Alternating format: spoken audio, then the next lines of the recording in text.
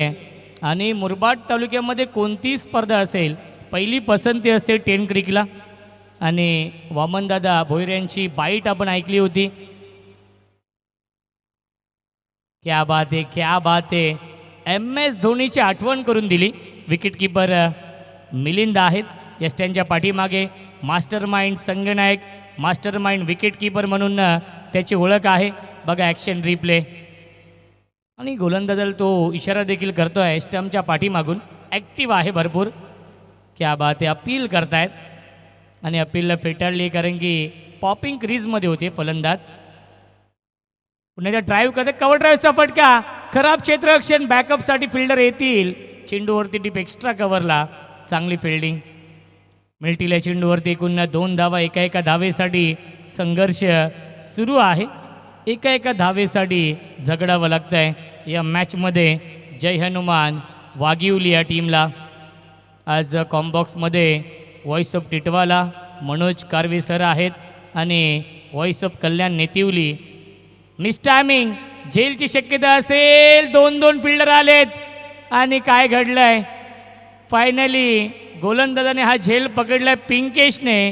Caught and ball, फलंदाज झालाय बाद। फनी मोमेंट आपण पाहू शकाल। ॲक्शन रिप्ले आपण पाहूया 10 क्रिकच्या माध्यमातून। एक्झॅक्टली काय घडलं या चेंडूवरती। खऱ्या अर्थाने कॉलिंग केली होती मिलिंदने की हा झेल मी पकडेन, परंतु पिंकेशने हा झेल पकडला आणि त्यानंतर ॲक्शन बघा आपण मिलिंदची। क्या बात आहे। ही क्लिप व्हायरल होईल 10 क्रिकच्या माध्यमातून। Funny moment.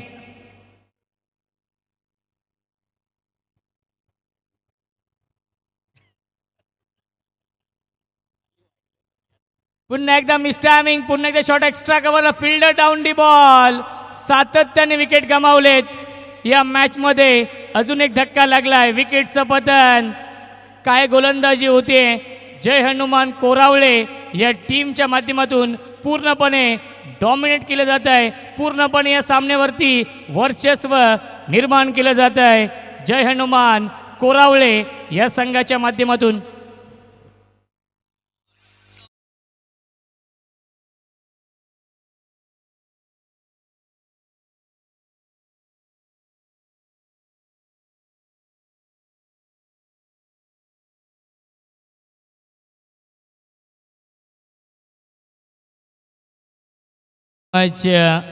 नक्कीच टॉस जेव्हा झाला होता तेव्हा कोरावळे टीमचे कॅप्टन मिलिंदने सांगितलं होतं की या स्पर्धेमध्ये आम्ही एकही सामना अजूनपर्यंत जिंकलो नाही आहेत, परंतु मला असं वाटतंय ज्याप्रमाणे यावर्षी परफॉर्मन्स आहे, विकेट हॅट्रिक पूर्ण केली आहे आणि डॉक्टर रामचंद्र भोईर साहेबांच्या माध्यमातून 1111 रुपयांचं पारितोषिक असेल।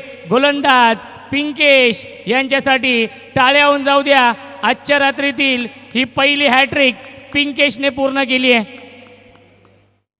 आणि या स्पर्धेमधील तिसरी ही विकेट हॅट्रिक आहे। मला असं वाटतंय प्रथमेशजी ठाकूर या वर्षी या सीझनमध्ये नक्कीच कोरावळे संघ थोडीशी उंच भरारी घेईल या स्पर्धेमध्ये। ज्याप्रमाणे या वर्षी ते चांगल्या फॉर्ममध्ये आहेत, इनफॉर्म संघ आहे। गतवर्षी आय थिंक आदर्श चषक मध्ये धानिवली टीमनेच पराभूत केलं होतं पहिल्या मॅचमध्ये, असं वाटतंय मला आठवत आहे, कारण की धानिवली आणि कोरावळे हा सामना झाला होता पहिला। पुन्हा एकदा ड्राईव्ह करण्याचा प्रयत्न होता। नक्कीच पाहिलं गेलं तर मिळते एकच धाव या चेंडूवरती। चेंडू व्यवस्थित बॅटवरती आला नाही।